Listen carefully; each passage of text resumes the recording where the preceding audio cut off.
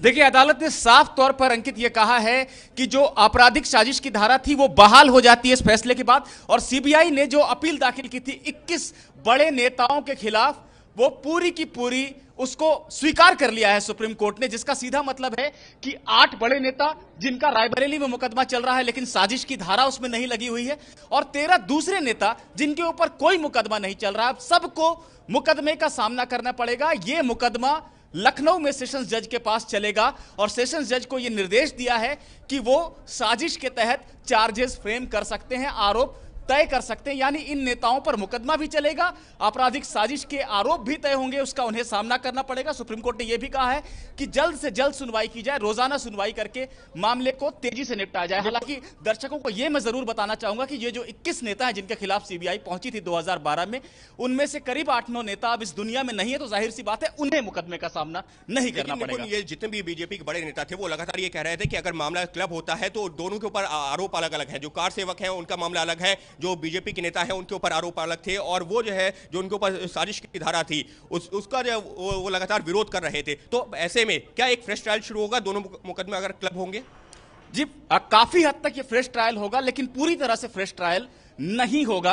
पहली बात, क्योंकि दोनों मुकदमों में कार्रवाई हो गई है तो उसके रिकॉर्ड्स रखे जाएंगे, क्योंकि सुप्रीम कोर्ट ने कहा भी है कि जल्द से जल्द इसको निपटाया जाए। और जो कार सेवक हैं उनके साथ ही अब बड़े नेताओं का मुकदमा चलेगा। यानी कार सेवकों का अगर कोई अपराध तय होता है, ये पाया जाता है, तो साजिश की जो धारा है उसके तहत नेता भी उसमें दोषी माने जाएंगे, क्योंकि साजिश अगर हुई है तो बाबरी ढांचा गिराने की हुई है। तो ये मुकदमे साथ में चलेंगे। कोर्ट का ये मानना था कि इसी तरह से सहूलियत हो सकती है, इसी तरह से सही इंसाफ हो सकता है, वरना ये मामला चलता रहेगा। तो जाहिर सी बात है कि ये मुकदमा दोबारा से शुरू होगा ऐसा तो नहीं कह सकते हैं, लेकिन काफी हद तक एक नई शुरुआत करनी पड़ेगी, नए सिरे से गवाहियां करवानी पड़ेंगी। इसलिए सुप्रीम कोर्ट की यह मंशा है कि सेशंस जज जल्दी जल्दी रोजाना सुन के इस मामले को निपटाएं। यानी कि अब इस मामले की रोजाना सुनवाई तो होगी, लेकिन अगर हम बात करते हैं आरोपों की, तो इन नेताओं के ऊपर जो आरोप थे, क्या वो कमोवेश जिस तरीके से कार सेवकों के ऊपर आरोप थे उसी तरीके थे एक ही से थे, या फिर अलग अलग थे, और कितनी मुश्किलें बढ़ाई गई है? देखिए, अलग अलग आरोप थे। जो कार सेवक हैं उनके ऊपर अंकित, मैं यहाँ पर जानना चाहूंगी निपुण से एक सवाल, नहीं वो गिरा सकते थे। कल्याण सिंह जो बीजेपी के बड़े नेता थे अब गवर्नर हैं, क्या उनके खिलाफ भी केस चलेगा?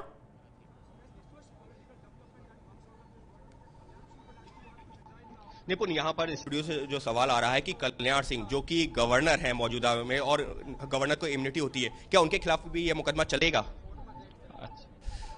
देखिए, कल्याण सिंह के ऊपर निश्चित रूप से वो अभी इम्यूनिटी में हैं वो, और मुकदमा नहीं चल सकता है। ये उनकी नैतिकता है कि इस तरह का आरोप उनके ऊपर मुकदमा चले। ये सुप्रीम कोर्ट ने जब कह दिया है तो क्या वो खुद से इस्तीफा देकर मुकदमे का सामना करना चाहेंगे? आज की जो स्थिति है उसमें उनके ऊपर मुकदमा नहीं चल सकता है। मध्य प्रदेश के राज्यपाल को भी इसी वजह से व्यापम घोटाले में मुकदमे से छूट मिली हुई थी, क्योंकि वो राज्यपाल के पद पर थे। तो कल्याण सिंह को भी ये छूट हासिल है, लेकिन अब ये उनके ऊपर निर्भर है कि क्या वो पद से इस्तीफा देकर मुकदमे का सामना करना चाहेंगे। साफ तौर पर कल्याण सिंह के ऊपर तो मुकदमा फिलहाल नहीं चल पाएगा क्योंकि इम्यूनिटी थी। निपुण, इसके साथ ही मैं आपसे यह भी जानना चाहूंगा कि अब ऐसे में जब अदालत का सुप्रीम कोर्ट ने यह फैसला सुना दिया है, जो बीजेपी के बड़े नेता हैं उनके ऊपर एक राजनीतिक दबाव भी आ जाएगा इस फैसले के बाद में? निश्चित रूप से राजनीतिक दबाव आ जाएगा, क्योंकि देखिए मुकदमा पहले से चल रहा था।